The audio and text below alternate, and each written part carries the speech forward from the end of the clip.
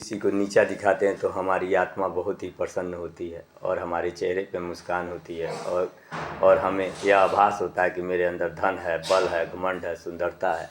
लेकिन जब आपसे वही पैसा, धन, दौलत, शक्ति और चेहरे की मुस्कान, झुर्री में जब ईश्वर एक छोटा मोटा रूप देकर बदलते हैं, तब आपको वही धन, वही पैसा, वही अहंकार आपको मिट्टी के समान लगता है, मिट्टी के समान।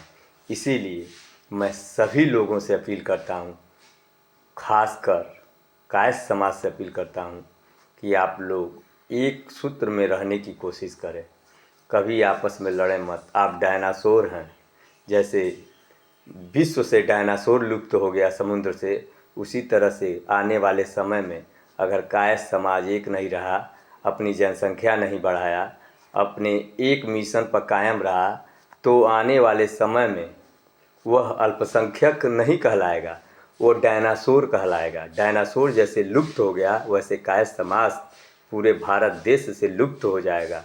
क्योंकि जो आधा से ऊपर जो धनवान थे वो गरीबी रेखा के नीचे आ गए, जो गरीबी की रेखा के नीचे दबे हुए कायस्थ थे वो अमीरी रेखा के ऊपर आ गए, अपने कर्म से, अपने मेहनत से, अपने ताकत से।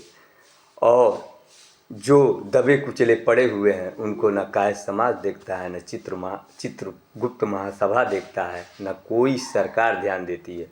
जब से कायस्थ थोड़ा थोड़ा एकजुट होना शुरू हुआ है, तब से हर पार्टियां अपने मंच से कायस्थ समाज के बारे में व्याख्या देती है। चाहे अखिलेश यादव हुए, चाहे भाजपा हुई, चाहे कांग्रेस हुई, सब लोगों ने अपने कोटे से 2-2 सीट निर्धारित करके किसी कायस्थ को राज्यसभा भेज रहा है, किसी को एमएलसी बनाया जा रहा है, किसी को सांसद का टिकट दिया जा रहा है, किसी को पार्टी का प्रभारी बनाया जा रहा है। ये हमारी शक्ति का देन है। एक समय था कायस्थ गौरव, स्वामी विवेकानंद ने अमेरिका जैसे चतुर चालाक देश के सभी विद्वानों को हरा कर आए थे। प्रेमचंद मुंशी जी थे, डॉक्टर राजेंद्र प्रसाद बाबू थे, लाखों नाम हैं। फिल्मी दुनिया से लेकर अमिताभ बच्चन से लेकर लाखों नाम पड़े हुए हैं, जिसका मैं विवरण करूंगा तो कम से कम 4 से 5 घंटे समय आएंगे।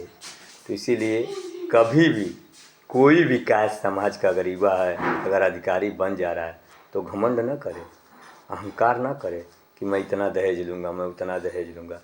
वह एक पढ़ी लिखी योग्य लड़की का चुनाव करे।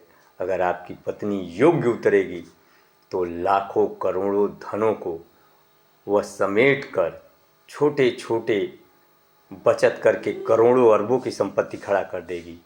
अगर आप धन के पीछे भगेंगे, कांटा चम्मच वालों के पीछे भगेंगे, तो आप आईएएस भी रहेंगे तो आपको भिखारी बनाकर, कंगाल बनाकर आपको सड़क पर लाकर खड़ा कर देगी और बुढ़ौती आपका नरक बन जाएगा।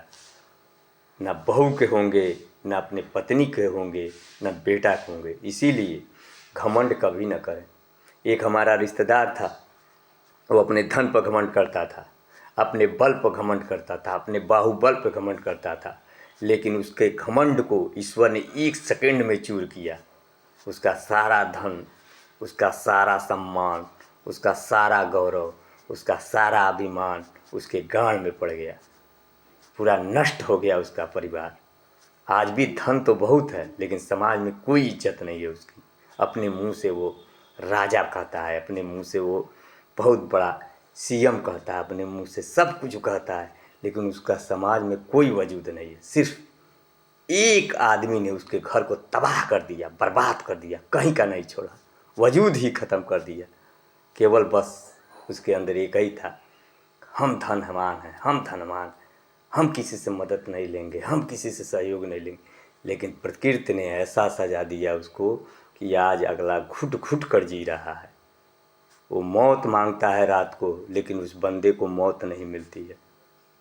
अंदर से अपनी पीड़ा किसी रिश्तेदार से नहीं कहता है, केवल सड़क पर केवल झूठी मुस्कान में अगला जीता है। सोच लीजिए, इतना दंड ईश्वर ने दिया।